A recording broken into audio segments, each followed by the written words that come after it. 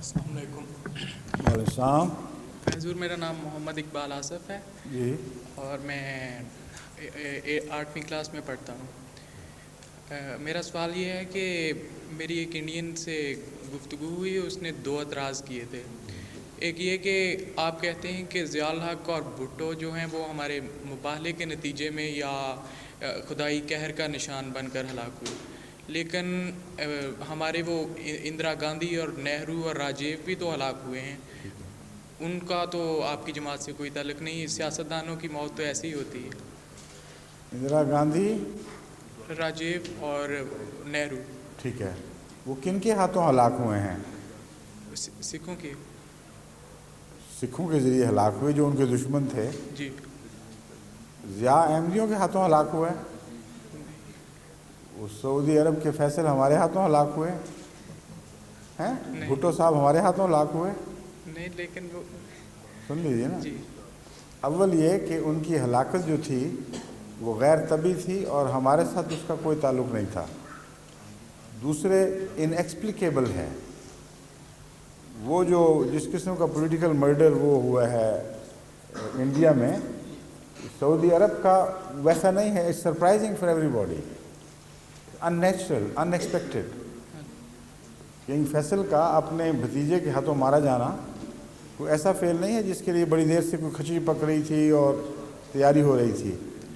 دوسرے یہ کہ مرڈر تو ہر جگہ ہوتے رہتے ہیں، مگر ایک مذہبی جماعت کی مخالفت کرنے والا جو اس کو دبا رہا ہو اور یہ ادعا کرے کہ میں خدا کا پسندیدہ ہو گیا ہوں، خدا کی نظر میں مقبول ہو گیا ہوں، اس کی مثال عام سیاسی لیڈر سے نہیں ہو سکتی۔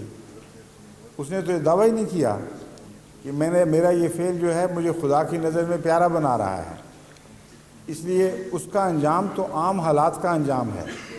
لیکن جو یہ دعویٰ کرے کہ میرا فعل مجھے خدا کا پیارا بنا رہا ہے اور اس سے سلوک وہ ہو جو خدا کے دشمنوں کے ساتھ ہونا چاہیے، یہ نشان بنتا ہے۔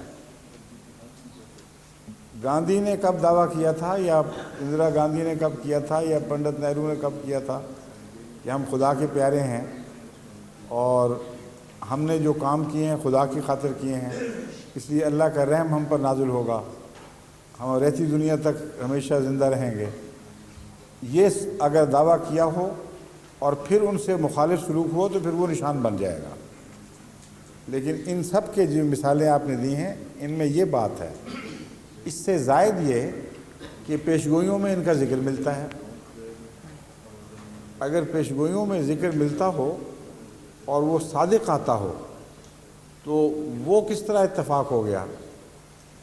اندرا گاندھی کا کس پیشگوئی میں ذکر ملتا ہے؟ پنڈت گاندھی کا مارے جانے کا کس پیشگوئی میں ذکر ملتا ہے؟ جن کے لیڈر ہیں انہوں نے کبھی آج تک اشارتاً بھی یہ بات نہیں کی۔ اور بھٹو صاحب کے معاملے میں 52 کے عدد پر مارا گیا، جو پیشگوئی تھی حضرت مسیح صلی اللہ علیہ وسلم کی، وہ شہرت پا گئی اخباروں میں اور ساری قوم نے انگلیاں اٹھائیں، یہاں تک کہ جماعت اسلامی کے ایک اخبار نے گورنمنٹ کو، ضیاء کی حکومت کو متوجہ کیا کہ دیکھو اس کی عمر 52 سال ہے، اور 52 سال کی عمر میں احمدی کہتے ہیں اور سارے دنیا میں مشہور کر دیا ہے کہ یہ شخص 52 سے آگے نہیں جائے گا، کیونکہ مسیح علیہ السلام کا الہام ہے کہ 52 کے عدد پر مارا جائے گا۔ اس لیے خدا کے لیے یا پہلے مارتے یا انتظار کر لو، 52 کی عمر پوری ہو جائے، گزر جائے، پھر مارنا۔ لیکن ضیاء کی احمدیت دشمنی اپنی جگہ، یہ خدا نے توفیق ہی نہیں دی اس کو، اور عین پیشگوئی کے مطابق اس عدد پہ مارا گیا ہے۔ تو یہ ہے نشان، خالی اکیلا مرنا تو کوئی نشان نہیں۔ یہ بات تو ٹھیک ہے ان کی، لیکن آپ نے بیان ٹھیک نہیں کیا۔ پھر ضیاء کی موت ہے، اس کے متعلق پہلے میں نے مباہلہ کیا، باقیوں کو تو مباہلے کا چیلنج نہیں تھا، میں اب مباہلے کی بات کر رہا ہوں۔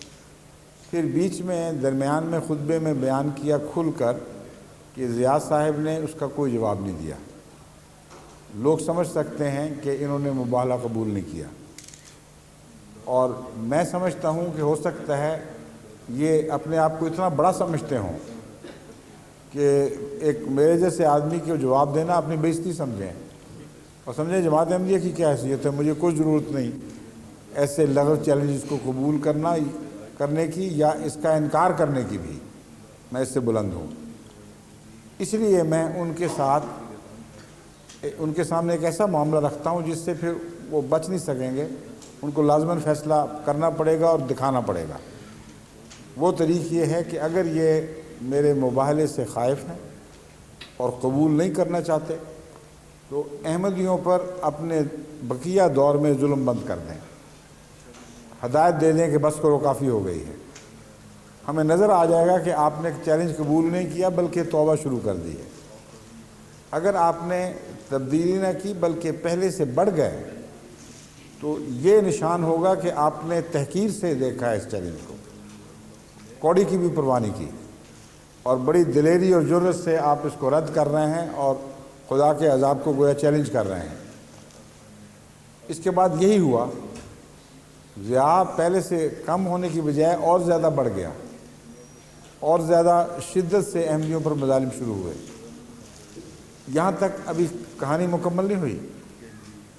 آخر ایک دن جمعرات اور جمعے کی درمیانی رات کو اللہ تعالیٰ نے مجھے واضح خبر دی کہ جو گزشتہ انبیاء کے مخالفین سے ہوتی چلی آئی ہے وہ چکی اس کو پیسنے والی ہے, اور اب کوئی اس کو بچا نہیں سکے گا. یہ تقدیر ہے جو ٹل نہیں سکتی, اس کے ساتھ وہ ہو جائے گا جو ہونے والا ہے. خطبے میں نے یہ اعلان کیا, خطبہ آپ سن لیں اور سنا دیں اپنے دوستوں کو, اور اگلے جمعے سے پہلے اس کا جہاز برباد ہو گیا. اب یہ انسان کے کام ہے, یہ ویسی مثال ہے جیسے اندرا گاندھی مارے گی. کوئی عقل تو کریں لوگ.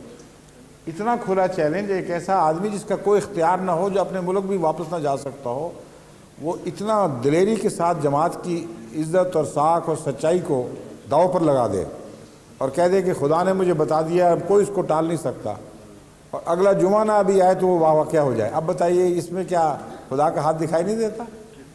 یہ اس طرح سمجھائیں آپ ان کو.